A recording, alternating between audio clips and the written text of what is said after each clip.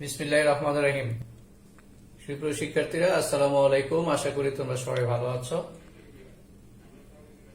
অর্থনীতি প্রথম পত্রের খাজনা বিষয়ে আমরা প্রথম একটি ক্লাস নিয়েছিলাম, আলাপ করেছিলাম।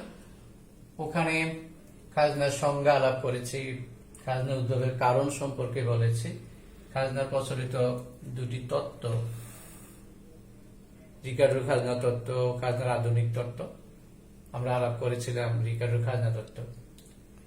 আজকে আমরা খাজনার আধুনিক তত্ত্ব নিয়ে একটু আলাপ করার চেষ্টা করব। অর্থনীতিবিদরা আধুনিক কালে কেউ মনে করেন জমি বা ভূমি উৎপাদনের একটি উপকরণ, অন্যান্য উপাদান বা উপকরণ যেমন চাহিদা যোগানের ভিত্তিতে খাজনা বা দাম নির্ধারিত হয়, তাহলে এটা জমির বেলায়ও এই তত্ত্বটা প্রয়োগযোগ্য বা প্রযোজ্য। এই ধারণা থেকে এই তত্ত্বটির উদ্ভব। এই তত্ত্বটি ব্যাখ্যা করার জন্য চিত্রে আমরা ভূমি অক্ষে ভূমির চাহিদা যোগান নির্দেশ করেছি, লম্ব অক্ষে খাজনার পরিমাণ পরিমাপ করা হয়েছে। এখানে ভূমির যোগানকে একটি লম্ব অক্ষের সমান্তরাল এনএস রেখার সাহায্যে দেখানো হয়েছে। এটা এরকম লম্ব অক্ষের সমান্তরাল, দ্বারা বোঝানো হচ্ছে যে এখানে জমির যোগানের পরিমাণ হচ্ছে ON। এটা অস্থিতিস্থাপক। আমরা খাজনার পরিমাণ বা দাম বৃদ্ধি করেও এটাকে আর বাড়ানো সম্ভব হচ্ছে না, যার কারণে রেখাটি এরকম লম্ব আকৃতি হচ্ছে। জমির বা ভূমির চাহিদা রেখা নিম্নগামী দেখানো হচ্ছে। প্রথমে আমরা D1 একটি চাহিদা রেখা চিহ্নিত করি বা নির্দেশ করলাম। এখানে একটি প্রশ্ন থাকতে পারে, জমি বা ভূমির চাহিদা রেখা কেন নিম্নগামী? চাহিদা মূলত নির্ভর করে উর্বরতা শক্তির উপর, উৎপাদন ক্ষমতার উপর। দীর্ঘ সময় যখন ভূমি বা জমি ব্যবহার করা হয় তখন তার উর্বরতা শক্তি কমে যায়, আর উর্বরতা শক্তি কমে গেলে ওই ভূমির চাহিদাও কমে যায়, যার কারণে ভূমির চাহিদা রেখা নিম্নগামী দেখানো হয়। আমরা প্রথমে D1 এই একটি চাহিদা রেখা বিবেচনা করি, যেটা যোগান রেখাকে E1 বিন্দুতে ছেদ করে। এই চাহিদা যোগানের সমতা বিন্দু E1 এ আমরা দেখতে পাচ্ছি খাজনার পরিমাণ নির্ধারিত হয়েছে R1। মনে করি চাহিদার পরিমাণ বৃদ্ধি পেয়ে D2 এই রেখা দ্বারা নির্দেশ করা হলো, যেটা যোগান রেখাকে E2 বিন্দুতে ছেদ করে। সেখানে E2 বিন্দু অনুযায়ী খাজনার পরিমাণ নির্ধারিত হচ্ছে R2। আমরা দেখতে পাচ্ছি ভূমির যোগান স্থির অবস্থায় যদি চাহিদার পরিমাণ বৃদ্ধি পায় তাহলে খাজনার পরিমাণ বাড়ে। আমরা যদি মনে করি D1 এর নিচে বা বামে আরেকটি রেখা কল্পনা করি, তাহলে আমরা দেখতে পাবো খাজনার পরিমাণ কমে গেছে। এখান থেকে আমরা যে বিষয়টা শিখবো সেটা হচ্ছে, এরকম একটি চিত্র যদি দেওয়া থাকে উদ্দীপক আকারে আর প্রশ্নে যদি উল্লেখ থাকে, এই চিত্রটি বা উদ্দীপকটি খাজনার কোন তত্ত্ব নির্দেশ করে, তোমরা নিঃসন্দেহে বলে ফেলবে এটা খাজনার আধুনিক তত্ত্ব নির্দেশ করে। তাহলে এখান থেকে আমরা একটা বিষয় আলোচনা করতে পারি, সেটা হচ্ছে যদি এরকম প্রশ্ন করা হয় যে চাহিদা যে হারে বৃদ্ধি পেল, যোগানও যদি বৃদ্ধি করা হয় একই হারে, তাহলে খাজনার পরিমাণ কি হবে? এই এখানে চিত্রটা আমরা যদি ডানে শিফট করতে বলি যোগান রেখাকে, আবার বামে শিফট করতে বলি, এটা চাহিদাকে ডানে বা বামে এরকম শিফট করতে বলি, তাহলে কি হবে তোমরা এটা উত্তর করতে পারবে। এখানে একটা বিষয় হচ্ছে, কখনো কখনো যদি এমন প্রশ্ন করা হয় যে ভূমির যোগান বৃদ্ধি করা সম্ভব কিনা, এই যেহেতু একটি বিষয়ে একটা আধুনিক কনসেপ্ট আমি একটু বলে দিই, সেটা হচ্ছে ভূমির ব্যবহার বৃদ্ধি করে যোগান বৃদ্ধি করা, এরকম একটি ধারণা তোমরা শিখে ফেলো। যেমন আমি এক খণ্ড জমিতে বাঁধাকপি বা ফুলকপির চাষ করলাম। আমি লাল শাক উৎপাদন করতে চাচ্ছি, আমার আর জমি নেই, আমি জমি বাড়াতে পারতেছি না। কিন্তু আমি যদি বাঁধাকপি বা ফুলকপি যেভাবে লাইন করে লাগানো হচ্ছে, মাঝখানে লাল শাকের বীজ ফেলে দেই, অল্প কিছুদিন পর আমি ওখান থেকে এগুলো উঠে নিয়ে আসি, তাহলে আমি কিন্তু এটা একই জায়গায় আমি আবার উৎপাদন বাড়াতে পারলাম। তার মানে নির্দিষ্ট পরিমাণ জমি বা ভূমি আমি এটাকে আয়তনে বাড়াতে পারলাম না, কিন্তু ব্যবহারের উপযোগী করে অন্য আরো ডাবল ব্যবহার করে 3 গুণ ব্যবহার করে আমি বলতে পারি আমি যোগান বৃদ্ধি করে ফেলেছি। তো অনেক সময় এরকম যদি প্রশ্ন এসে যায় যে ভূমির যোগান অস্থিতিস্থাপক কিন্তু ব্যবহার বৃদ্ধি করে যোগান বাড়ানো যায় কিনা, তাহলে এটার উত্তরে হ্যাঁ বলে এরকম একটা উদাহরণ দিয়ে লিখতে পারবে। আমরা এবারে আরো 2-3টি সংজ্ঞা বোঝার চেষ্টা করব। যেমন মোট খাজনা, জমি ব্যবহারকারী বা ভূমি ব্যবহারকারী কিংবা মানুষের তৈরি উপকরণ ব্যবহার করে ব্যবহারকারী তার মালিককে মোট যে অর্থ প্রদান করে থাকে তাকে মোট খাজনা বলা হবে। নিট খাজনা, আমি মনে করো আমি নিজে এক খণ্ড জমি বা আমার তৈরি কোনো যন্ত্রপাতি অন্য কারো নিকট ব্যবহারের জন্য দিলাম, সে আমাকে ওখান থেকে মোট 1000 টাকা এটা বাবদ আমাকে দিল, এটা আমার জন্য হবে মোট খাজনা, আমারই প্রাপ্তি।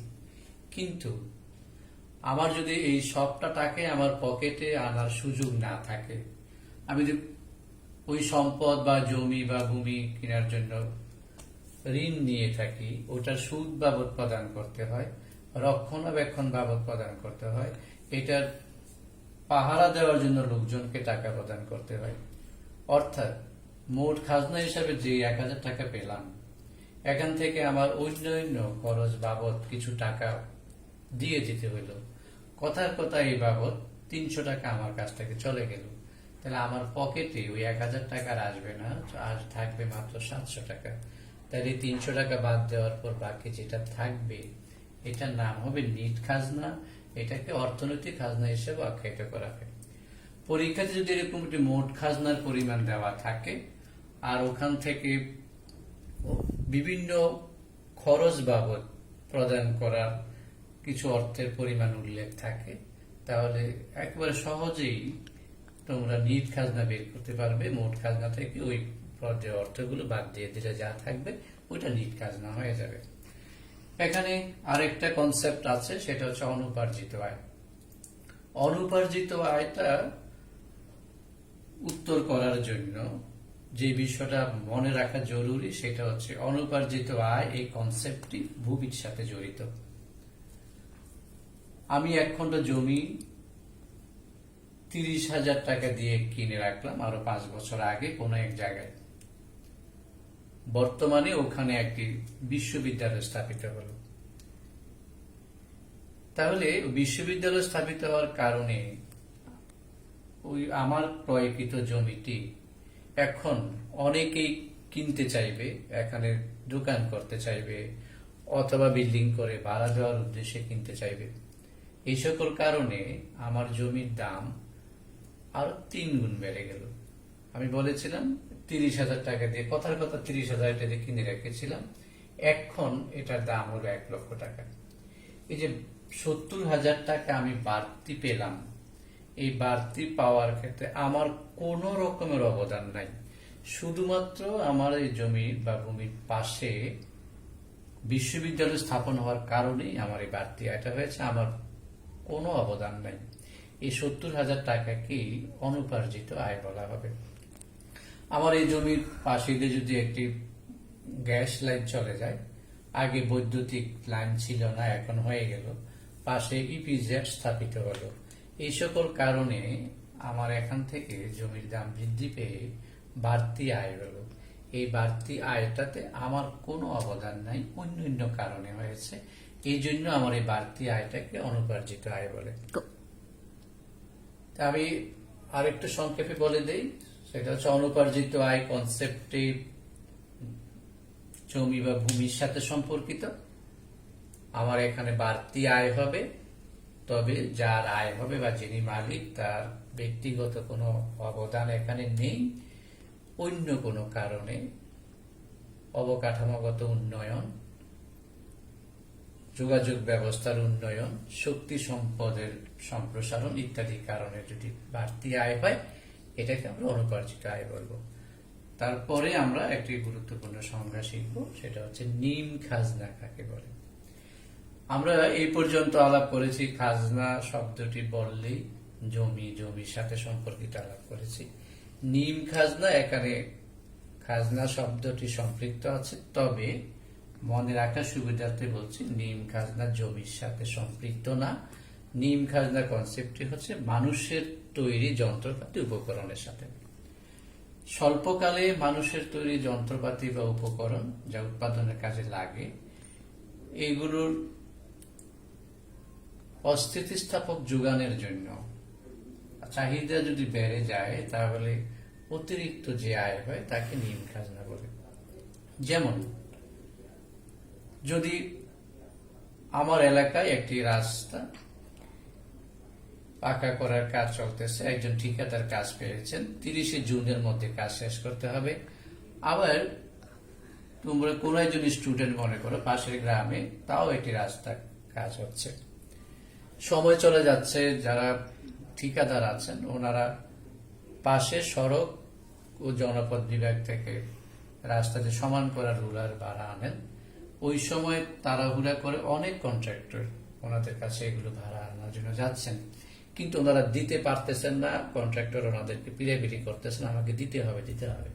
তখন ওনারা বললেন দৈনিক আগে যদি ওনাদের এগুলোকে 4,000 টাকা দিতে লাগতো, এখন যদি বলে আমাকে 5,000 টাকা দিতে হবে, তথাপি ওনারা ওনাদের প্রয়োজনে রাজি হয়ে যাবেন। তাই এই যে মানুষের তৈরি এই যন্ত্রপাতি, তাৎক্ষণিকভাবে এটা যোগান বাড়ানো যাচ্ছে না, কিন্তু চাহিদা বেড়ে গেল, এখান থেকে যে বাড়তি আয়টা পাওয়া গেল, এই বাড়তি আয়টাকে নিম খাজনা বলে। তো আমি আশা করি তোমরা বুঝতে পারবে খাজনার আধুনিক তত্ত্ব কি, তারপরে মোট খাজনা, নিট খাজনা, অনুপার্জিত আয়, নিম খাজনা, এই বিষয়গুলো বই থেকে পড়বে। আমরা ইনশাল্লাহ পরবর্তীতে এই দুইটি তত্ত্ব থেকে এবং এই সংজ্ঞাগুলো থেকে কি ধরনের প্রশ্ন হতে পারে উদ্দীপক আকারে পড়ার চেষ্টা করবে ইনশাআল্লাহ। সবাইকে ধন্যবাদ।